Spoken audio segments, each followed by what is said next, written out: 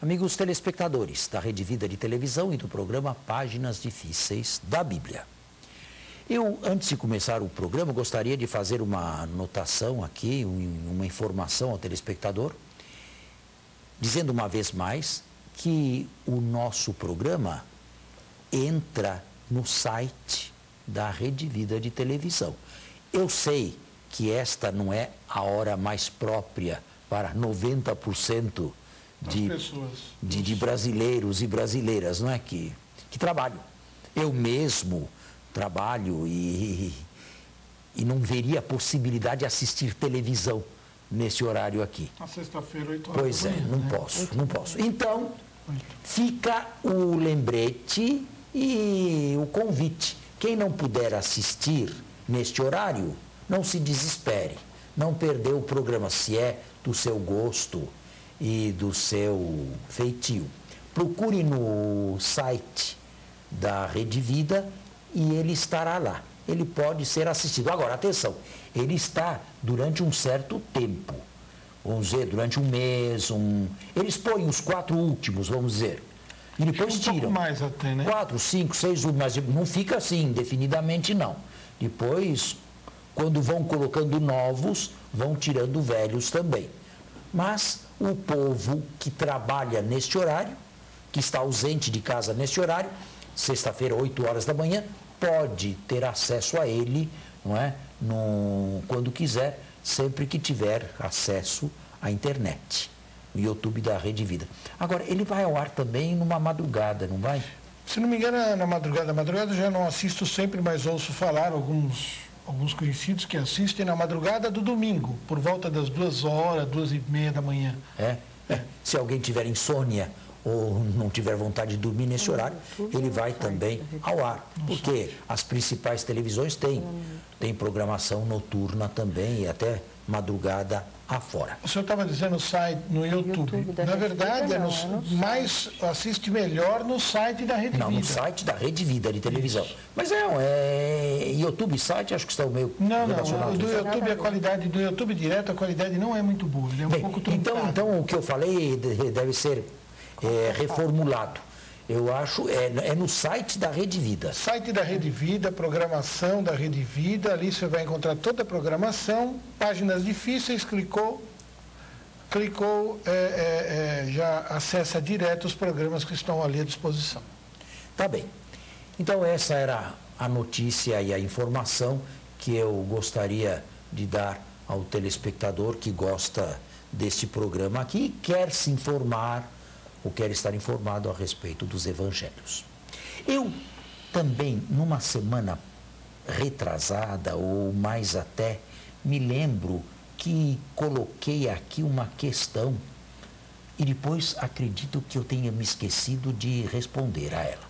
A questão da responsabilidade histórica, antes de começarmos o texto, a responsabilidade histórica pela morte de Jesus.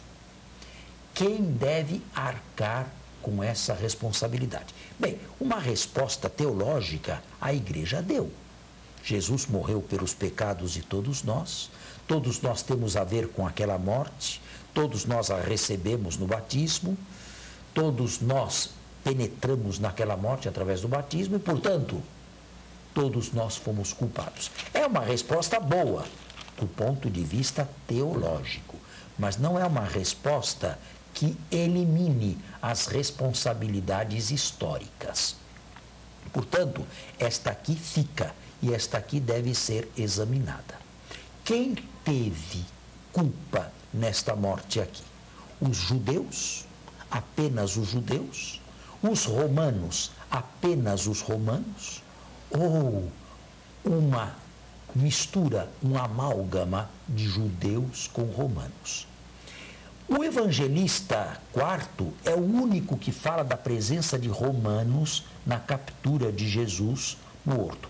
Os outros dão a entender que tudo se passou entre Jesus e a guarda do templo, portanto, entre Jesus e judeus.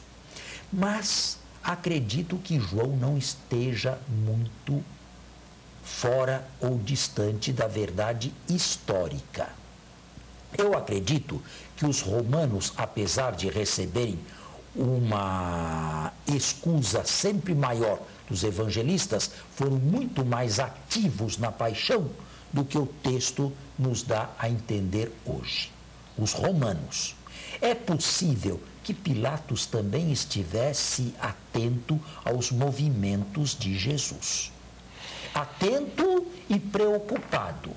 É possível, e acredito até provável, que Pilatos tenha pedido aos judeus que colaborassem com ele na captura de Jesus, para, afinal de contas, saber quem era aquele galileu que, à primeira vista, parecia perturbar a ordem pública. Era uma pessoa de quem se deveria temer, do ponto de vista político, ou uma pessoa inofensiva. Os judeus, por sua vez, também não viam com bons olhos Jesus, mas por outros motivos. Não por ser um revoltoso potencial, o que para eles até iria bem, mas por ser um embusteiro, um falso profeta, alguém que induzisse o povo de Israel, os judeus, a erro com relação à religião. Alguém que, de maneira insuportável, se miscuía nos privilégios de Deus. Assim viam os judeus. E, portanto, deve ter nascido um bom entendimento entre romanos preocupados em saber ou não se Jesus era um potencial explosivo para a política e judeus que não toleravam as ingerências de Jesus nos privilégios divinos. As duas partes, a meu ver, devem ter colaborado. Num primeiro momento, na prisão de Jesus. Agora, é verdade, Pilatos se certificou em seguida ou logo a seguir que Jesus não era um potencial perigoso. Jesus não era um revolucionário que ele, num primeiro momento, poderia temer. Mas os judeus, estes sim, tinham uma finalidade que ultrapassava a visão histórica de Pilatos. Pilatos, de momento, se desinteressou do caso de Jesus, do affaire Jesus, mas o Sinédrio já tinha condenado Jesus por blasfêmia e por ingerência nos privilégios de Deus. Deve ter pesado também o fato dele ter várias vezes investido contra os sacerdotes. Tudo isso deve ter exacerbado os ânimos dos judeus. Agora, quem estava presente naquele sinédrio? Dos judeus, claro. Quem estava presente ali? Eu classificaria os 70, mais o sumo sacerdote, 71, em 3 classes. Primeira classe, devia haver entre aqueles 70 ou 71 pessoas que, por razões religiosas, detestavam Jesus e estavam agindo na maior boa-fé, cientes de que realmente estavam fazendo um serviço, prestando um serviço a Deus, ao eliminar Jesus do campo visual. Isto é, pessoas que nós diríamos hoje erradas, mas erradas em boa fé. Devia haver um segundo grupo também de pessoas que não eram nem favoráveis e nem contrárias a Jesus, mas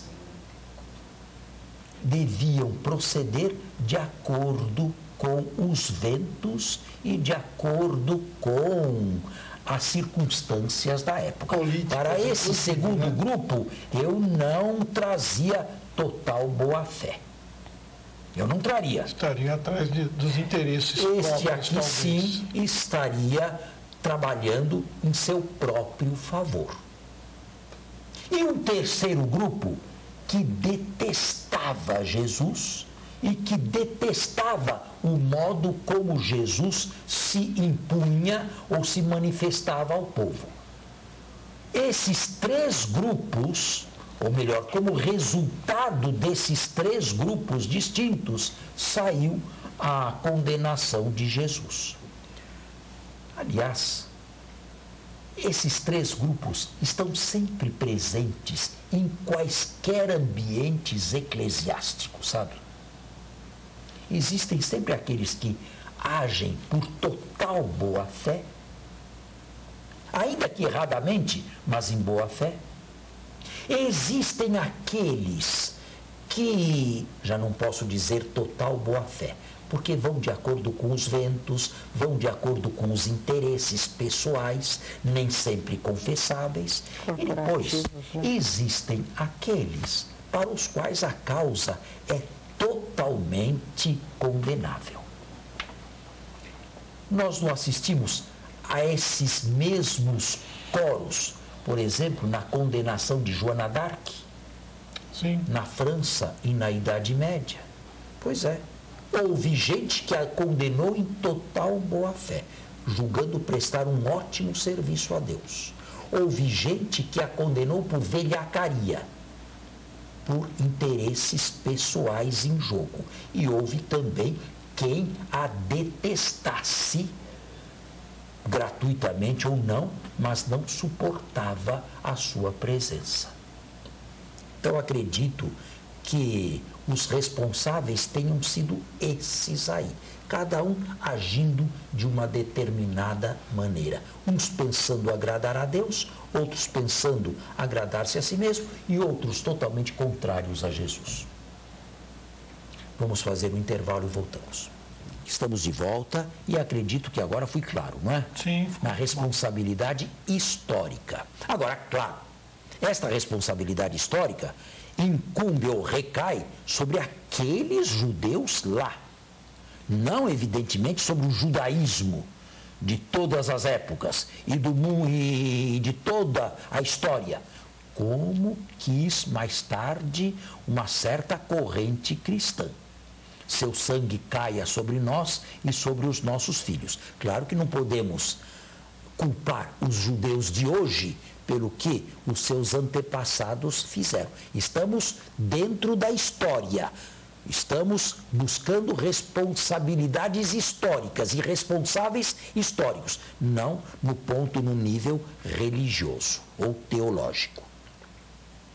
Agora, Pilatos, como tal, se comportou aqui como um representante mesquinho de Roma, porque se sentiu acuado, em primeiro lugar, percebeu que Jesus não era um potencial revolucionário, não havia nada que temer em Jesus. Em segundo lugar, Pilatos, percebendo a inocência, quis soltar Jesus. E o conjunto dos evangelhos mostram isto, sobretudo de Mateus para Lucas e João. Quis soltar Jesus, mas se viu acuado diante da pressão do povo. E aqui nós entramos numa outra questão que também precisa ficar bem clara. O processo de Jesus foi um verdadeiro processo ou foi um linchamento popular? Jesus morreu devido a um linchamento do povo ou houve um processo regular que ele perdeu e cuja perda resultou na sua paixão? Não é fácil resolver esta questão. Havia dois tipos de processos. Havia uns tipos de processos segundo a lei, segundo a norma. Mas esses processos valiam para cidadãos romanos.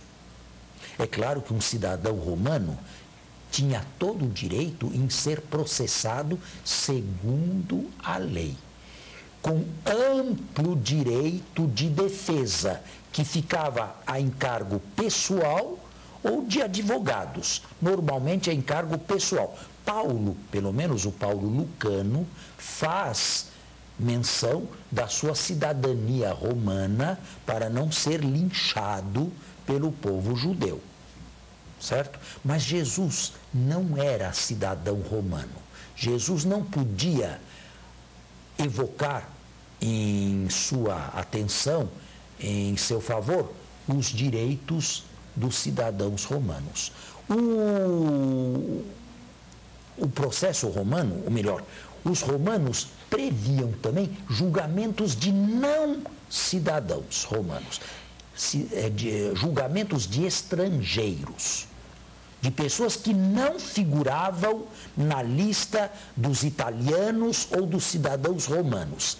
Aqui, o procurador, sobretudo o procurador de uma província pequena e quase que insignificante no reino, como fosse a província de Judá, tinha maior autonomia. Portanto, nós podemos dizer, resumindo tudo aqui, per sumum caput, que Jesus não foi julgado ao arrepio da lei, mas também não foi julgado de acordo com todas as normas do direito romano, por não ser um cidadão romano.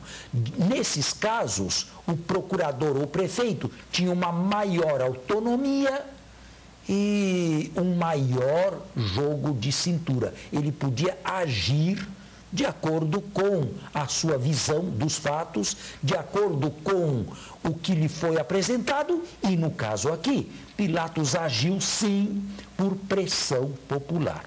Portanto, não podemos dizer que Jesus não tenha participado de um processo, que no caso de Jesus não tenha havido nenhum processo, apenas um linchamento. Não. Foi chamado em causa o procurador romano, o prefeito romano, e este aqui, em se tratando de um judeu sem cidadania romana, agiu como melhor lhe pareceu. No caso aqui, cedendo à pressão popular do sinédrio ou do alto clero. Interessante que nenhum evangelista coloca aqui os fariseus, por exemplo.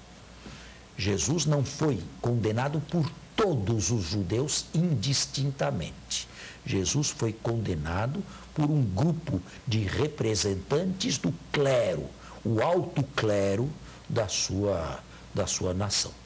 Bem, agora acredito que a responsabilidade histórica tenha sido também vasculhada como o resto todo. Podemos avançar? Podemos. Regina, versículo 36 do capítulo 27. Vamos pegar a metade aqui ou vamos voltar para cima, padre? É 30 e quê que você falou? 36 é a metade do parágrafo. Bom, vai o versículo acima, porque eu não sei se eu falei tudo a respeito. Ao saírem, encontraram um homem de Cirene de nome Simão e o requisitaram para que carregasse a cruz. Bem, isso já expliquei. Chegando a um lugar chamado Gólgota, isto é, lugar que chamavam de caveira, deram-lhe de beber vinho misturado com fel. É uma bebida inebriante que algumas mulheres de Jerusalém faziam para oferecer a criminosos condenados à pena capital, para que, atordoados, não sentissem muito as dores. Ele provou, mas não quis beber. E após crucificá-lo... Eu também já fiz aqui intervenções. O texto é muitíssimo lacunoso e abrupto. O crucificaram. Não nos diz nem mesmo se o crucificaram com cordas e com prego, ou com pregos. As duas possibilidades eram possíveis. Agora, nós imaginamos que foram pregos por dois motivos. Primeiro, por causa dos textos da ressurreição. Olhai minhas mãos, meus pés. Segundo, pela velocidade com que Jesus morreu. Jesus morreu em pouco tempo. Jesus morreu em 2 horas, 3 horas, mas em pouco tempo. Portanto, deve ter sido crucificado com pregos. Agora, interessante, os hagiógrafos, melhor, os pintores não pintam os dois ladrões, os dois malfeitores, dos dois lados, crucificados com pregos. Por quê? É interessante, boa pergunta. Nenhum dos dois são pintados com pregos, apenas Jesus. É porque já na pintura e na arte se quis fazer uma distinção, uma separação dos dois com relação a Jesus. Jesus é o principal ali. Portanto, não convinha manifestar a crucifixão de Jesus exatamente como a dos dois. Era melhor distinguir até mesmo na arte, na pintura, os dois de Jesus. Provavelmente, os três terão sido crucificados com pregos. Acontece que Jesus morreu por primeiro. Os outros tiveram as pernas quebradas, de acordo com o quarto evangelista. Mas os outros não sofreram todas aqueles espancamentos? Certamente sofreram também. Certamente foram flagelados, como Jesus. Era o comum dos condenados à morte. Mas é claro que aqui o enfoque é dado apenas a Jesus. Não interessa, ou não interessou ao agiógrafo a sorte dos outros dois. E após crucificá-lo, repartiram entre si as suas vestes, lançando a sorte. Bem, aqui é evocado um salmo, o Salmo 22. Repartiram entre si minhas vestes e sobre a minha túnica lançaram sortes. É um texto criado na paixão para ir de encontro a um salmo. Teria sido o salmo, então, que provocou a criação literária desta repartição das vestes, ou uma repartição histórica de vestes teve o auxílio, o apoio de um salmo. Eu acredito que as duas posições sejam igualmente possíveis. Eu acredito que tanto o histórico tenha buscado a sua configuração no Salmo, quanto o Salmo tenha aberto a maior inteligência de um fato histórico.